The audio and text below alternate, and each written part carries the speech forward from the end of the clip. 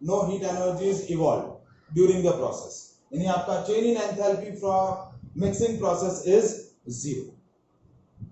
No heat is evolved, no heat is absorbed during the process, during the dissolution.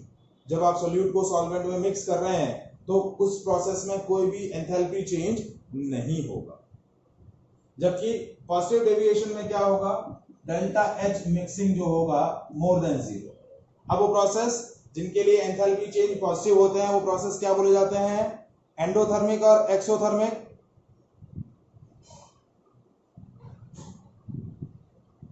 Delta H जिनके लिए positive होता है वो कैसे होंगे, एंडोथर्मिक. तो ये क्या हो गया, एंडोथर्मिक डिसॉल्यूशन. मतलब जब आप वॉलेटाइल सोल्यूट और वॉलेटाइल सॉल्वेंट दोनों को ऐड करके नॉन आइडियल सॉल्यूशन फॉर्म करेंगे which showing a positive deviation from Raoult's law. In that process heat energy is absorb. आपका एंडोथर्मिक प्रोसेस है तो हीट एनर्जी क्या होगा, एब्सॉर्ब होगा. और negative deviation from Raoult's law में क्या होगा, delta H mixing is lesser than 0. Means आपका जो डिसॉल्यूशन प्रोसेस होगा that dissolution process is exothermic dissolution. तो यहां आपका क्या हो रहा है, हीट एब्सॉर्ब हो रही है और यहां आपकी क्या हो रही है, हीट इवॉल्व. क्या होगी, हीट इवॉल्व. जो पॉजिटिव डेविएशन शो करेंगे वहां क्या होगा, हीट एब्सॉर्ब होगा और जो नेगेटिव डेविएशन शो कर रहे हैं वहां हीट क्या होगा, इवॉल्व होगा. Now third difference,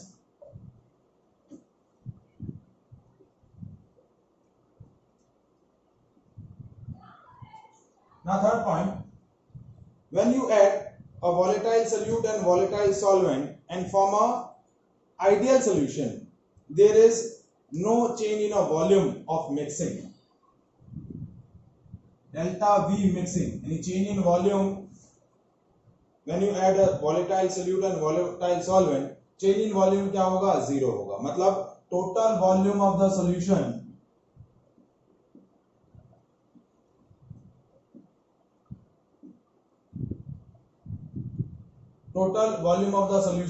is equal to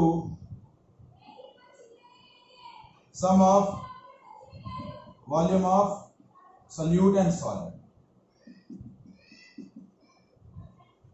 जो आपका सॉल्यूशन का टोटल वॉल्यूम होगा वो क्या होगा, सोल्यूट और सॉल्वेंट का एडिशन होगा. ठीक है. लेकिन पॉजिटिव डेविएशन में क्या होगा, delta we mixing is more than 0. क्या होगा, delta V mixing is more than 0. So what happened, the volume is increased after the dissolution. क्या हो जाएगा, volume is increased after the dissolution. और यहां क्या होगा, volume is decreased after the dissolution. मतलब इस पॉजिटिव डेविएशन में क्या हो रहा है, total volume of the solution is more than the sum of the volume of solute and solvent. और यहां क्या होगा, total volume of the solution is lesser than the sum of volume of solute and solvent. यहां total volume solution का बढ़ जाएगा, यहां total volume solution का क्या हो जाएगा, कम हो जाएगा.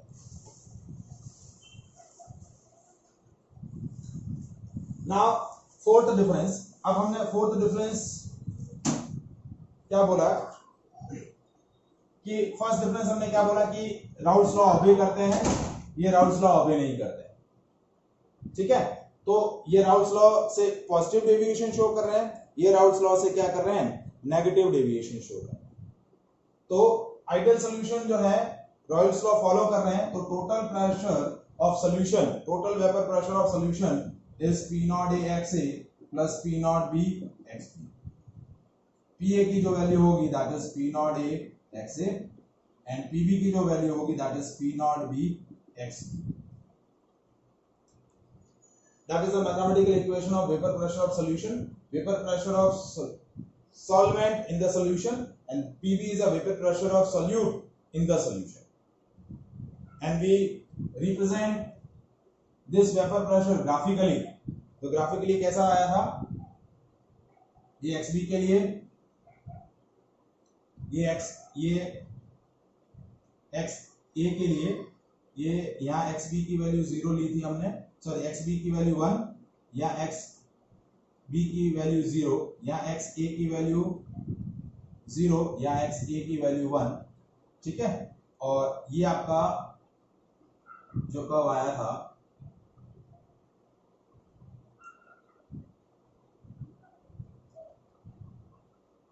ये कर्व है आपका सल्यूट के लिए, PB is equal to P naught B XB, solute के लिए ये है P naught PA is equal to P naught A XA, और सॉल्वेंट टोटल सॉल्यूशन के लिए है PA प्लस PB।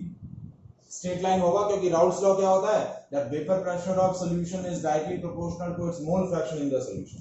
तो ग्राफ क्या होगा, स्ट्रेट लाइन रहेगा। क्या रहेगा, स्ट्रेट लाइन। ये आपका ये एक्सिस वेपर प्रेशर है, ये mole fraction.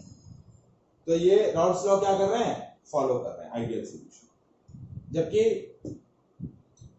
Non ideal solution क्या है, राउल्स लॉ फॉलो नहीं करेंगे। तो इन दो केसेस में क्या होगा, आपका total vapour pressure of solution जो होगा that is more then the vapour pressure of individual component, यानी P total is more then PA plus PB, यानी now P total is more than P naught A XA plus P naught B XB, यानी expected जो होना चाहिए, ये expected है, ये होना चाहिए था, लेकिन जैसे ही नॉन आइडियल सॉल्यूशन फॉर्म हो रहा है तो एक्सपेक्टेड से आपका ज्यादा हो जाएगा वेपर प्रेशर। तो vapour pressure of solution is higher than the expected value, और यहां क्या होगा, total vapour pressure is lesser than the vapour pressure of individual component. P total is less than P naught PA plus PB, यानी P total is less than P naught A XA plus P naught B XB।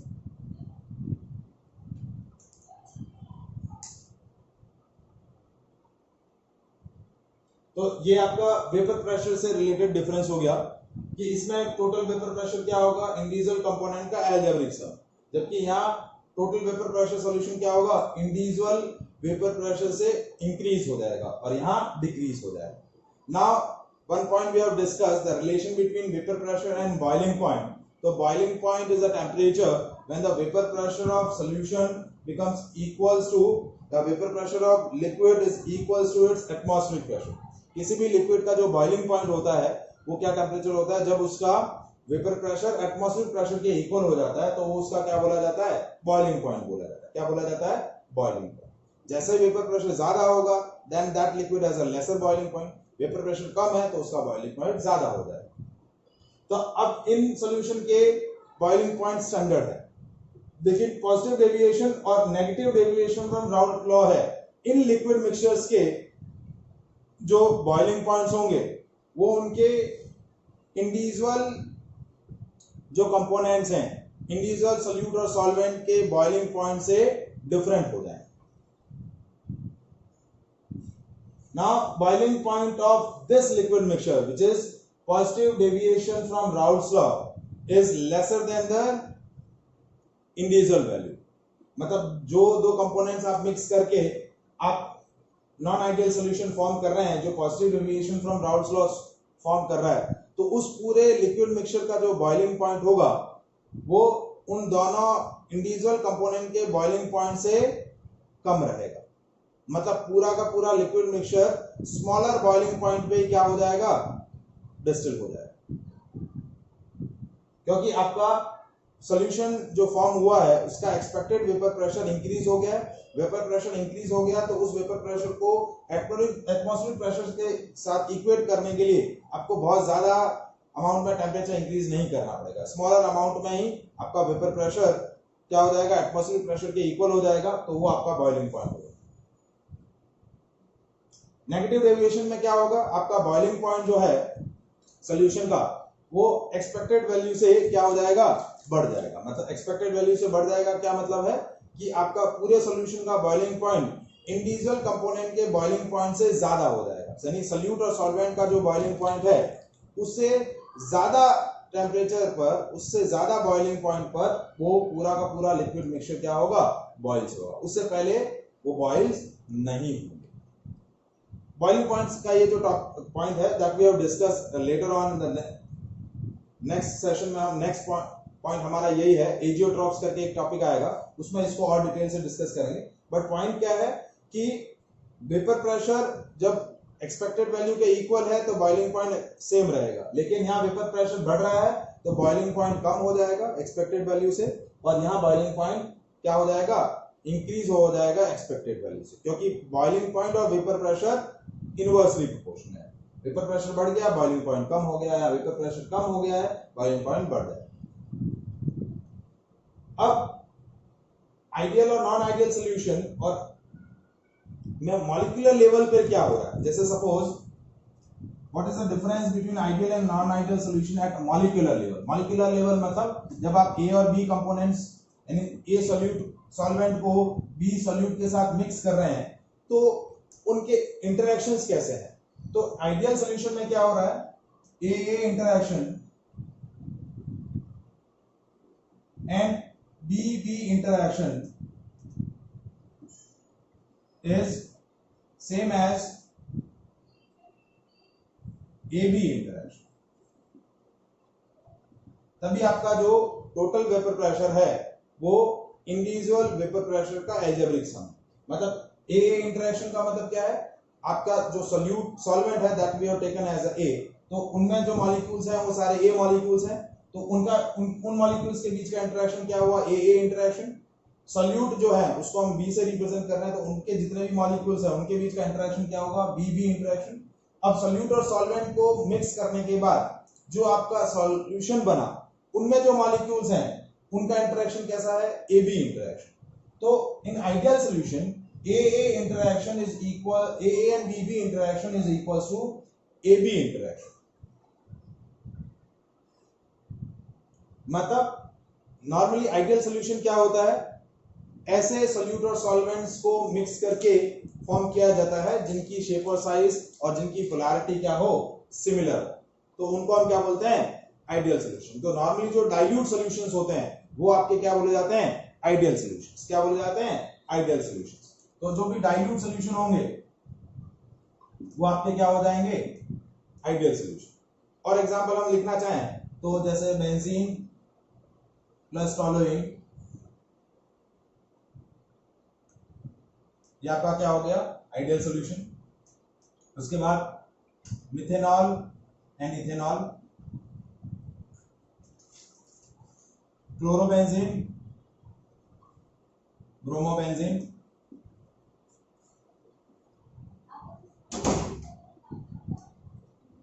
Ethyl bromide and ethyl iodide. मतलब जिनकी polarity, जो positive deviation from Raoult's law है और negative deviation from Raoult's law है, उनके graphs कैसे form होंगे, ये पॉइंट रह गया था। देखिए टोटल वेपर प्रेशर जो होगा वो इंडिविजुअल वेपर प्रेशर से ज्यादा हो जाएगा, एक्सपेक्टेड से ज्यादा वैल्यू है। तो when we plot a graph for positive deviation from Raoult's law, तो ये आपका यहाँ एक्स बी की वैल्यू आपने 1 ले ली, एक्स बी की वैल्यू यहाँ 0, ये एक्स ए की वैल्यू 0, एक्स ए की वैल्यू 1।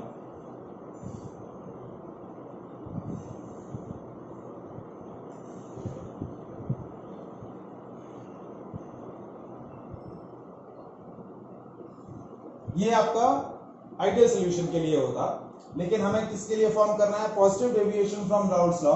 तो पी ए की वैल्यू जो हो जाएगी that is more than P naught A X A, और P B is more than P naught B X B. ठीक है, तो क्या हो जाएगा, ये कर्व, ये पी टोटल का कर्व हो जाएगा, P total is more than P A plus P B. ठीक है, ये आपका पी बी के लिए रहता है, तो ये कर्व इस तरीके से बढ़ जाएगा और ये वाला कर्व इस तरीके से। तो ये आपका कर्व हुआ P A is more than P naught A X A, और ये हो जाएगा, सॉरी ये पी बी के लिए है, P B is more than P naught B X B, और ये हो जाएगा P A is more than P naught A X A, यानी एक्सपेक्टेड वैल्यू से वैल्यूज इंक्रीज हो गई. So this is a Raoult's law curve for solution showing a positive deviation from Raoult's law. अब जो negative deviation from Raoult's law show करते हैं उनके लिए वैल्यूज जो होती हैं एक्सपेक्टेड से कम हो जाती हैं. तो क्या होगा, ये जो कर्व हैं जो अपवर्ड हैं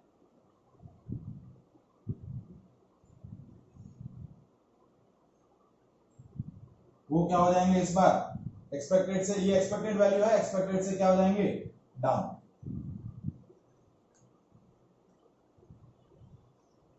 ठीक है, ये आपकी पी बी की वैल्यू और ये का पी ए की.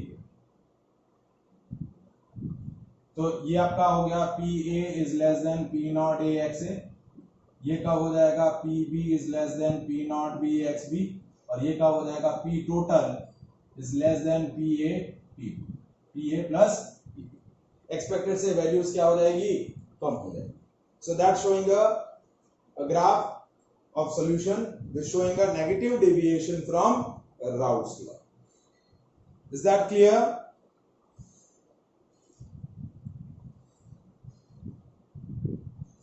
और जिनकी मॉलिक्यूल्स के शेप साइज आइडेंटिकल हो, ऐसे कंपोनेंट्स को मिक्स करके जो सॉल्यूशन बनेंगे वो सॉल्यूशंस क्या होंगे, आइडियल सॉल्यूशन. क्योंकि इनमें ए ए इंटरेक्शन और बी बी इंटरेक्शन जो है वो ए बी इंटरेक्शन के इक्वल है. जबकि पॉजिटिव डेविएशन में क्या हो रहा है, आपका वेपर प्रेशर बनाने की टेंडेंसी ज्यादा हो गई है. तो वेपर फॉर्म करने की टेंडेंसी ज्यादा है तो इंटरेक्शन क्या हो जाएंगे, लूज हो जाएंगे. क्या हो जाएंगे, लूज हो जाएंगे. तो what happen, A B interaction is lesser than A A और बी बी इंटरेक्शन, क्योंकि इसमें आपका जो एक्सपेक्टेड वेपर प्रेशर है वो इंडिविजुअल वेपर प्रेशर से ज्यादा है, वेपर बनाने की टेंडेंसी ज्यादा है. तो वेपर बनाने की टेंडेंसी ज्यादा मींस उनके इंटरेक्शंस जो है वो वीक हो गए. तो ए और बी को मिक्स करने के बाद जो ए बी मॉलिक्यूल्स है उनके इंटरेक्शन वीक हो गए, तो इस वजह से उनकी वेपर बनाने की टेंडेंसी ज्यादा है. So A B interaction is lesser than A A interaction और बी बी इंटरेक्शन. जैसे इसके अंदर आप एग्जांपल ले सकते हैं, water plus methanol, water plus ethanol, ठीक है, टोलुइन प्लस कार्बन डाइसल्फाइड. ठीक है, तो इस तरह के बहुत सारे एग्जांपल्स हैं जो आपको इसमें मिल सकते हैं. ठीक है, now negative deviation from Raoult's law, इसमें क्या होगा, AB interaction is more than AA or BB interaction. क्या होगा, AB interaction is more than AA or BB interaction. Now example इसमें आप लिख सकते हैं, acetone plus aniline, water plus HNO3, water plus HCl. ठीक है, these are the examples of negative deviation from Raoult's law. ठीक है, जैसे water plus HNO3, water plus HCl, acetone plus aniline. इस तरीके के बहुत सारे एग्जांपल्स नॉन आइडियल या पॉजिटिव डेविएशन, नेगेटिव डेविएशन में आप देख सकते हैं.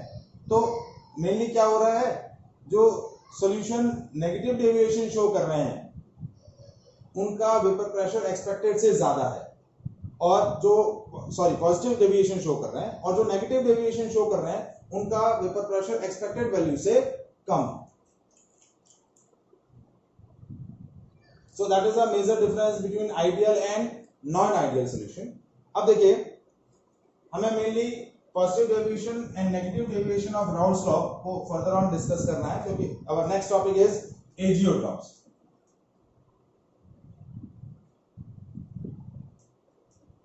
And its type.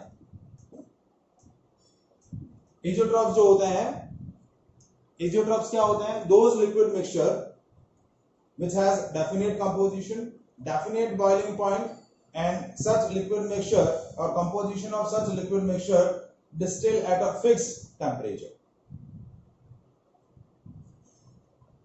You do not separate those liquid mixture by the process of fractional distillation technique. क्योंकि different component को mix करने के बाद जो आपका liquid mixture बनेगा, उस liquid mixture का जो बॉइलिंग पॉइंट होगा वो फिक्स हो जाएगा। एक फिक्स टेम्परेचर पर क्या होंगे? वो डिस्टिल होंगे। फ्रैक्शनल डिस्टिलेशन में क्या होता है? अलग अलग लिक्विड्स को उनके डिफरेंट बॉइलिंग पॉइंट्स पर हम क्या करते हैं? सेपरेट आउट करते हैं। लेकिन ऐसे लिक्विड मिक्सचर जिनको हम एजियोट्रॉप्स बोल रहे हैं, उनका कंपोजिशन फिक्स्ड है, उनका बॉइलिंग पॉइंट फिक्स्ड है। एक फिक्स पॉइंट पर वो क्या होते हैं? डिस्टिल होते हैं। उनको हम फ्रैक्शन डिस्टिलेशन टेक्निक्स के थ्रू सेपरेट आउट नहीं कर सकते। And the third major property about the azeotropes कि इनमें जो भी डिफरेंट कंपोनेंट्स होते हैं, उन डिफरेंट कंपोनेंट्स के लिक्विड फेज और वेपर फेज में जो मोल फ्रैक्शंस होते हैं वो इक्वल होते हैं। They have same value of mole fraction in a liquid phase as well as vapour phase. जैसा कि हमने लास्ट सेक्शन में डिस्कस किया था कि लिक्विड फेज में वेपर मोल फ्रैक्शन जो होते हैं उनको हम XA और XB से रिप्रेजेंट करते हैं, और वेपर फेज में हम किससे रिप्रेजेंट करते हैं? YA और YB से। तो XA और XB की वैल्यू जो होगी वो YA और YB के इक्वल रहेगी। मतलब उनके लिक्विड फेज में जो मोल फ्रैक्शंस हैं, वेपर फेज में भी वही मोल फ्रैक्शंस हैं। तो such liquid mixtures are called azeotropes. And azeotropes are classified into two categories. एक होते हैं minimum boiling एजियोट्रॉप्स, ठीक है, और एक होता है मैक्सिमम बॉइलिंग एजियोट्रॉप्स। यदि कॉल डिस्कनेक्ट हो जाए तो वापस कनेक्ट हो जाइएगा। अब मिनिमम बॉइलिंग एजियोट्रॉप्स, जैसा कि मैंने बोला कि जो मिनिमम बॉइलिंग एजियोट्रॉप्स होते हैं, they are also known as, they are showing a positive deviation from Raoult's law. वो क्या करेंगे? राउट्स लॉ से क्या करेंगे? पॉजिटिव डेविएशन शो करेंगे। क्या शो करेंगे? Positive deviation from Raoult's law.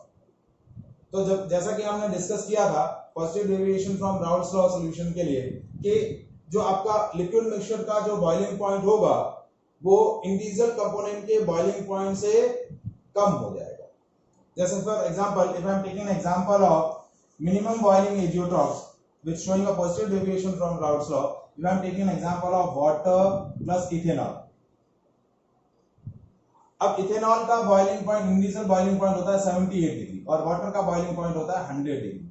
लेकिन if I am taking a 95% of ethanol and 5% mixture, 5% of water and form a mixture, so that liquid mixture which is known as a minimum boiling azeotrophs, इस पूरे mixture का boiling point, ethanol का basically boiling point होता है 78.4, तो इस पूरे mixture का बॉइलिंग पॉइंट क्या हो जाएगा? 78.2 डिग्री सेंटीग्रेड। यानी इंडिविजुअल कंपोनेंट्स के बॉइलिंग पॉइंट से लेसर बॉइलिंग पॉइंट हो गया आपके मिक्सचर का। तो जब किसी भी कंपोनेंट को उसके बॉइलिंग पॉइंट से लेसर टेम्परेचर पर आपको क्या करना है? बॉयल आउट करना है, डिस्टिल करना है, तो इस तरीके से एजियोट्रॉप्स फॉर्म कर देगा। तो इस टेम्परेचर पे वो क्या हो जाएंगे? बॉइल्स हो जाएंगे। क्यों? क्योंकि क्या हुआ, इन दोनों को मिक्स करने पर आपका जो सॉल्यूशन बना, उस सॉल्यूशन का वेपर प्रेशर इंडिविजुअल कंपोनेंट के वेपर प्रेशर से ज्यादा हो गया। तो वेपर प्रेशर ज्यादा हो गया तो बॉइलिंग पॉइंट कम हो जाएगा, क्योंकि वेपर प्रेशर को एटमॉस्फेरिक प्रेशर के इक्वल करने के लिए आपको ज्यादा टेम्परेचर इंक्रीज नहीं करना पड़ेगा। So that is called minimum boiling azeotrophs, which showing a positive deviation from Raoult's law, and the boiling point of such mixture is lesser than the boiling points of their individual component. दूसरा होता है maximum boiling azeotrophs, which showing a negative deviation from Raoult's law. क्या show करते हैं? They showing a negative deviation from Raoult's law. तो इनमें क्या होगा? आपका जो बॉइलिंग पॉइंट होगा सॉल्यूशन का, वो इंडिविजुअल कंपोनेंट के बॉइलिंग पॉइंट से बढ़ जाएगा। जैसे if I am taking example of water plus HNO3, एक एग्जांपल मैंने यहाँ लिया है वाटर प्लस HNO3, तो वाटर का सपोज 32% है और HNO3 का 68% रहता है। अब वाटर का बॉइलिंग पॉइंट नॉर्मली क्या है 100 डिग्री, ठीक है, और HNO3 का होता है 83 डिग्री सेंटीग्रेड। अब इन दोनों को मिक्स करके जब आप एजियोट्रॉप बनाएंगे, यानी इस प्रोपोर्शन में जब आप मिक्स करेंगे 68% and 32% and the form maximum boiling azeotropes, तो इस लिक्विड मिक्सचर का बॉइलिंग पॉइंट क्या हो जाएगा,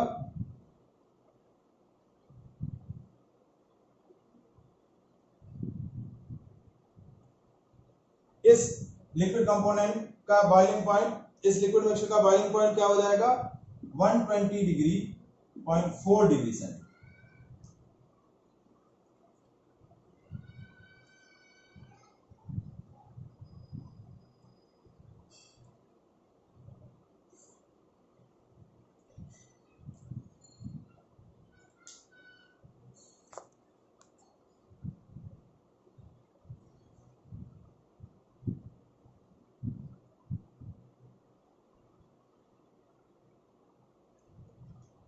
तो जब आप इन दोनों कंपोनेंट्स को क्या कर रहे हैं मिक्स करके ये एजियोट्रॉप्स बना रहे हैं, तो एजियोट्रॉप्स फॉर्म होने के बाद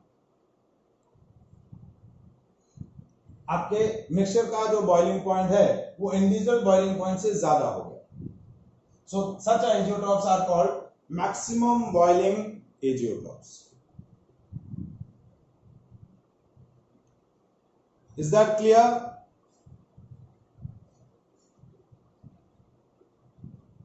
समझ में आया? What are the azeotropes?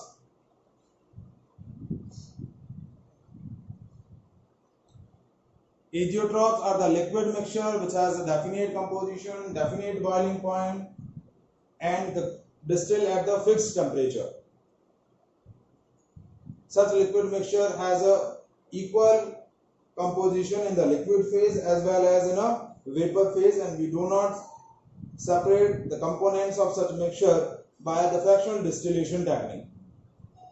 So such a mixtures are called azeotrophs. Maximum boiling azeotropes, minimum boiling azeotropes. अब ये एजियोट्रॉप्स कहाँ यूज आ रहे हैं, देखिए जब भी आपको क्या करना होता है कंपोनेंट को उसके बॉइलिंग पॉइंट से हायर टेम्परेचर पे सेपरेट करना है, जैसे तो आपको क्या करना है वाटर और HNO3 को मिक्स कर दिया तो पूरे मिक्सचर का बॉइलिंग पॉइंट अब क्या होगा 120.4 डिग्री, मतलब ये वाटर 100 पे डिस्टिल नहीं होगा, ये HNO3 83 पे डिस्टिल नहीं होगा, बॉयल नहीं होगा, पूरा मिक्सचर 120 डिग्री सेंटीग्रेड पर क्या होगा बॉयल होगा। तो जब इस तरीके की कुछ एप्लीकेशंस रहती है, रिक्वायरमेंट रहती है, तो इस तरीके के एजियोट्रॉप्स फॉर्म किए जाते हैं। Is it clear? Any doubt? Now we discuss next topic, qualitative properties of solution. Now those properties of solution which depends on the amount of solute, the number of particles of solute present in the solution. So those properties of solutions are called colligative properties. Those properties of solution which depends on amount of solute or number of particles of solute present in the solution, मतलब जितने ज्यादा solute particle होंगे उतना ज्यादा इन colligative properties का value रहेगा, और जितने कम solute पार्टिकल्स रहेंगे, जितना अमाउंट ऑफ solute कम रहेगा उतना आपका क्या होगा, उतना इन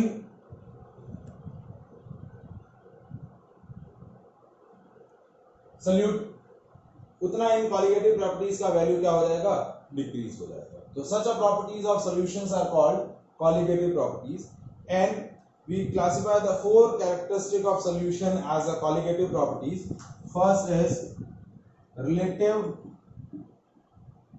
lowering in vapor pressure, second is elevation in boiling point, third is depression in freezing point, and fourth one is osmotic pressure. These four properties of solutions are called colligative properties of solution. इन चार properties को हम क्या बोलते हैं? colligative properties of solution. जिसमें से एक property हम ऑलरेडी डिस्कस कर चुके हैं, that is relative lowering in vapor pressure. एक प्रॉपर्टी हम ऑलरेडी डिस्कस कर चुके हैं, that is relative lowering in vapor pressure. ठीक है, तो फर्स्ट प्रॉपर्टी हम ऑलरेडी डिस्कस कर चुके हैं, relative lowering in vapour pressure. क्या है relative lowering in vapour pressure?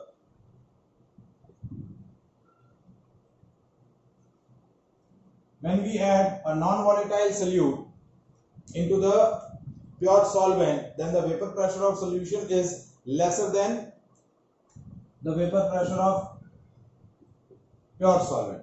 When we add a non-volatile solute in the pure solvent, the vapor pressure of solution formed is lesser than the, दो component है ये solvent salute, इसका vapour pressure P not है pure state में, इसका pure state में vapour pressure 0 है क्योंकि ये सल्यूट नॉन वॉलेटाइल है. इन दोनों को ऐड करने पर जो सॉल्यूशन बना उस सॉल्यूशन का वेपर प्रेशर है P total is equals to P naught A XA and that value is equals to PA. तो P A is equals to P naught A 1 minus XB. तो XB की value क्या आएगी? P naught A minus PA upon P naught A. So देखिए, this is P naught A minus PA is called lowering in vapor pressure. जो vapour pressure में decrement आया जब आप नॉन वॉलेटाइल सॉल्यूट को ऐड कर रहे हैं तो सॉल्वेंट के कंपैरिजन में सॉल्यूशन का वेपर प्रेशर कम हो गया. So that P naught A minus PA is called lowering in vapor pressure, and when it is divided by P naught A, that is called relative lowering in vapor pressure. And this relative lowering in vapor pressure is directly depends on the mole fraction of solute.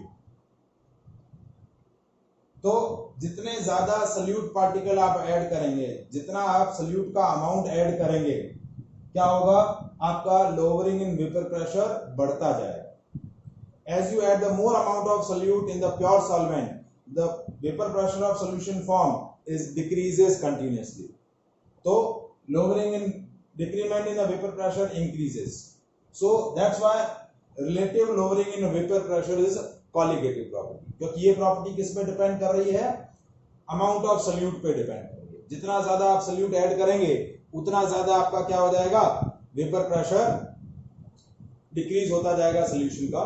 So that's why relative lowering in vapor pressure is called a colligative property. Is that clear? Starting session में हमने इसी से related एक numerical भी discuss किया था. ठीक है? Is any doubt in that part?